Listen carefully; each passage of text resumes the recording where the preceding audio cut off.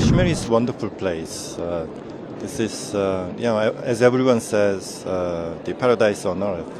I fully agree with that. और साथ ही साथ उन्होंने ये भी कहा कि G20 समिट जो कि श्रीनगर जम्मू कश्मीर में हो रहा है, ये पाकिस्तान के मुंह पर एक जोरदार तमाचा है। We discovered the beauty of the Kashmir, the Dal Lake and mountains, and also the rich cultures and welcoming people here. एक शिकारा पोर्ट है श्रीनगर में, जहां की तारीफ बहुत ज्यादा की गई है G20 डेलीगेट्स की जानिब से। उन्होंने ये भी कहा है कि ऐसे डेवलपमेंट हमें यूरोप में देखने को नहीं मिलती जैसी इस वक्त जम्मू कश्मीर के अंदर हो रही है। उनको बड़े बड़े कपड़ों से, बड़े बड़े कैनवस से उसके ऊपर G20 के वेलकम किस्म के नारे लिख के लगाए हुए हैं। कश्मीर के अंदर इंटरनेशनल फिल्म्स की शूटिंग होने वाली है। इस वक्त जम्मू कश्मीर के अंदर ये डिसाइड कर लिया गया है। वो किसी के जाने या आने से कोई फर्क नहीं पड़ेगा।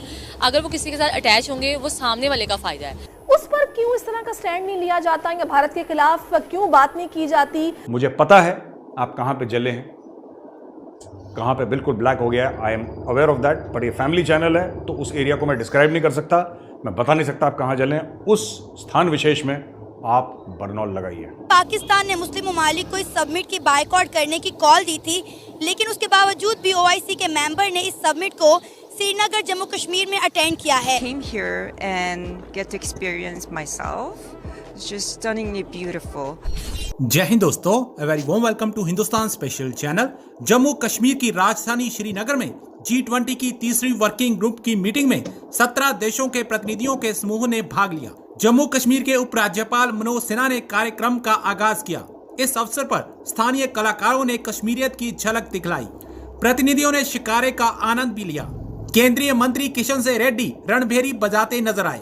इस दौरान कश्मीर में फिल्मों की शूटिंग को लेकर बात चली। न केवल बॉलीवुड बल्कि देश के तमिल, तेलुगु सिनेमा सहित दुनिया भर से पहुंचे फिल्मी जगत के लोगों ने संभावनाएं तलाशी। वहीं कश्मीर के विकास और पर्यटन के साथ ही रोजगार के अवसरों पर उम्मीद बांधी। G20 प्रतिनिधियों ने स्थानीय लोगों के साथ नृत्य भी किया। इससे माहौल काफी खुशनुमा हो गया। पाकिस्तानी मीडिया ये चर्चा कर रहा है कि बॉलीवुड ही नहीं, अब हॉलीवुड भी कश्मीर में आकर अपनी फिल्में बनाएंगे। श्रीनगर में फिल्म पर्यटन पर चर्चा की गई। अब पाकिस्तानी मीडिया G20 के डेलीगेशंस को कश्मीर की खूबसूरती का आनंद उठाते देख सकते में है। Kashmir is a wonderful place. This is, as everyone says, the paradise on earth. I fully agree with that. From yesterday, we discovered the beauty of the Kashmir, the Dal Lake and mountains, and also the rich cultures and welcoming people here in Srinagar, Kashmir. And we hope to continue to this kind of activities, and then it will help us to enhance the bilateral relationship in the coming the months or coming future.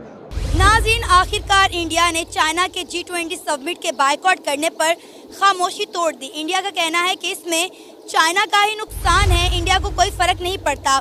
और साथ ही साथ उन्होंने ये भी कहा कि G20 summit जो कि श्रीनगर जम्मू कश्मीर में हो रहा है, ये पाकिस्तान के मुंह पर एक जोरदार तमाचा है, क्योंकि पाकिस्तान ने मुस्लिम ममालिक को इस समिट की बायकॉट करने की कॉल दी थी, लेकिन उसके बावजूद भी OIC के मेंबर ने इस समिट को श्रीनगर जम्मू कश्मीर में अटेंड किया है, जो कि इंडिया होस्ट कर रहा है। इसी मुद्दे पर आज हम बात करेंगे पाकिस्तान की आवाम से, तो आइए चलिए हमारे साथ। आयशा, क्या कहेंगी? G20 का इजलास हुआ है श्रीनगर जम्मू कश्मीर में और चाइना ने इसका बायकॉट किया था, तो फाइनली इंडिया ने इस पर अपनी खामोशी तोड़ते हुए कहा है कि वी डोंट केयर, चाइना का इसमें लॉस है, हमें फ़र्क नहीं पड़ता। क्या कहेंगे, इंडिया को क्यों फ़र्क नहीं पड़ता?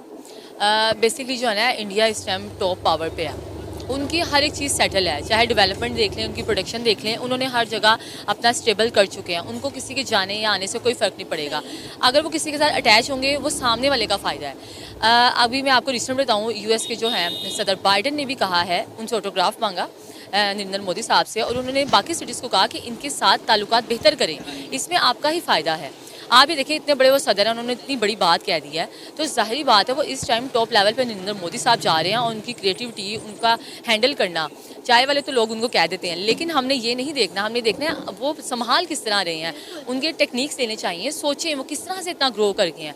आगे हम देखें कुछ साल पहले हम आगे थे, वो पीछे थे, अब वो हमसे 20 साल आगे चले गए हैं। हमें उधर तक जाने के लिए 20 से 30 साल चाहिए, और किसको पता है कल किसने देखा, ठीक है। यहाँ पर तो है आपस के इख्तलाफात ही नहीं ख़त्म होते।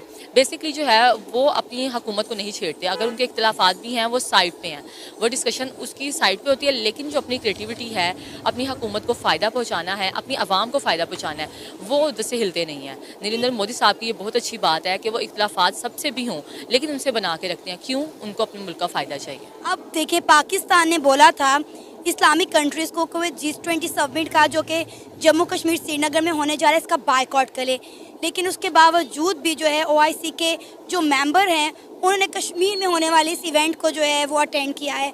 तो इस पर इंडिया हमारा मजाक उड़ा रहा है कि पाकिस्तान के मुंह के ऊपर एक ज़ोरदार तमाचा है कि इस्लामिक कंट्रीज़ को पाकिस्तान ने बायकॉट करने का कहा, लेकिन उसके बावजूद भी सबने अटेंड किया इसको। बिल्कुल इसी तरह से है। अब ये बात इस तरह से ये पता चलती है कि उनको ज़रूरत ही नहीं है। हमारे आपस में इख्तलाफात इतने हैं, जो शाइन है लोग उसके साथ हो जाते हैं, लेकिन हमें थोड़ा सा यहाँ ना समझदारी से काम लेना होगा। हमें थोड़े से ताल्लुकात बेहतर बनाने होंगे, आपस के इख्तलाफात ख़त्म करें। अभी सिर्फ आप अपने मुल्क को बेहतर करने का सोचें, यहाँ की इकॉनमी को, तो उसके लिए कोई इतना इशू नहीं है। हम इख्तलाफात गैर मुस्लिम से अलग हैं, वो एक अपना सेपरेट रखें। जो हमारी तिजारत है, जो कारोबार है, उसके लिहाज से हमने हमेशा एक ही मुद्दे पर बात की कि नरेंद्र मोदी जो है वो एंटी मुस्लिम है, एंटी इस्लाम है, लेकिन अभी आपने खुद ही बोला कि तमाम इस्लामिक कंट्रीज़ के साथ उन्होंने बना कर रखी हुई है। अगर उन्होंने तमाम इस्लामिक कंट्रीज़ के साथ बना कर रखी हुई है तो वो एंटी मुस्लिम या एंटी इस्लाम कैसे हो गए? ये है कि कुछ बीच में बातें हो भी सकती हैं, लेकिन मैं फिर अगेन कहूँगी नरेंद्र मोदी साहब जो हैं बड़ा अच्छी तरीके से चलते हैं, बड़ा स्मार्टली जो है वो चलते हैं। वो हर एक से बना के इसलिए भी रखते हैं, ज़ाहिर बात है उन्होंने अपनी पॉपुलैरिटी भी शो करवानी है, अपने कंट्री की भी, जो इतना पीछे चले गए थे हर एक लिहाज से उन्होंने अपनी आवाम को भी आगे लाना है, वहाँ के टैलेंट को भी, तो वो किसी को डिनाई नहीं करते हैं। वो हर एक को अप्रिशिएट भी करते हैं और दूसरों की बात सुन के उसका इतना एग्रेसिव भी नहीं होते, वो टाइम पर उसका जवाब देते हैं। इसीलिए ये एक स्मार्ट उनका तरीका है चलने का कि सबको लेके भी चलना, थोड़ा अगेंस्ट भी हैं तो वो इतना जाहिर नहीं करते। आपको नहीं लगता हमारे सियासतदानों को इंडिया के सियासतदानों से कुछ सीखने की ज़रूरत है? बिल्कुल ऐसे ही, इसमें कोई आपको बुरी बात नहीं है। मैं भी यही कहती हूँ क्या ऐसी उनकी टेक्निक्स हैं, क्या टिप्स हैं, क्या वो आपस में कम्युनिकेशन करते हैं, थोड़ा सा तब पता चलेगा जब हम उनके अंदर जाएंगे। ठीक है, आप थोड़ा सा बेहतरी लाने के लिए किसी के साथ वैसे बातचीत कर लें, उनकी कोई टिप्स ले लें, तो इसमें कोई बुरी बात नहीं है। आज हम बात करने वाले हैं जम्मू कश्मीर के हवाले से, G20 के हवाले से। G20 की अगर बात की जाए तो आप सब जानते हैं कि इस वक्त कश्मीर में G20 की मीटिंग चल रही है और बहुत ही धूमधाम से चल रही है। इसमें ये खबर आ रही है कि इंटरनेशनल लेवल पर इन्वेस्टमेंट होने जा रही है। जम्मू कश्मीर के अंदर इंटरनेशनल फिल्म्स की शूटिंग होने वाली है। इस वक्त जम्मू कश्मीर के अंदर ये डिसाइड कर लिया गया है, ये फैसला ले लिया गया है।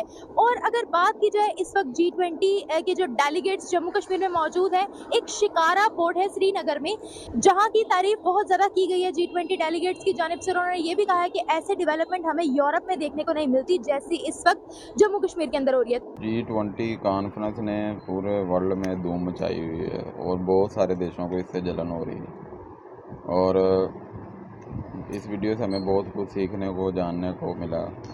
तो आपको वीडियो कैसी लगी है? वीडियो के बारे में अपनी राय का हाथ जरूर कीजिएगा। मिलते हैं अगली वीडियो में, अपना ख्याल रखिएगा। ओके, अल्लाह हाफ़िज़।